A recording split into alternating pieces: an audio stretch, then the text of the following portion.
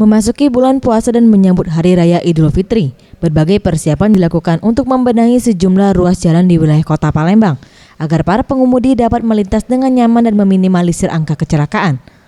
Menurut Demsi Saat, Kepala Satker Pelaksana Jalan dan Jembatan Metropolis Palembang mengatakan, untuk anggaran khusus perbaikan jalan mencapai 50 miliar. Dengan prioritas jalan yang akan diperbaiki berada di kawasan Soekarno-Hatta dan perbatasan Palembang-Betung. Dengan perbaikan tampal sulam jalan dan mengaspal jalan baru, hal ini dilakukan agar pengemudi yang melewati kawasan tersebut dapat nyaman dan menghindari kemacetan. Karena banyaknya lubang yang berada di tengah jalan dan target penyelesaian di bulan Oktober 2017. Ada dua kontrak di situ, yaitu untuk batas Palembang-Betung sebesar 36 miliar. Kemudian juga ada satu paket di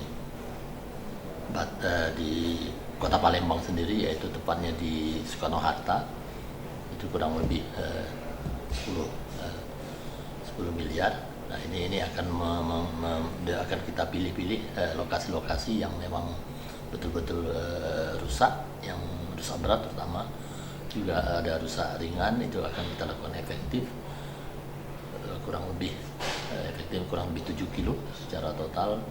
Dengan demikian diharapkan pada bulan Oktober itu sudah tuntas semua. Tapi untuk jalur lebaran ini semua lubang-lubang boleh dikatakan sudah kita tutup.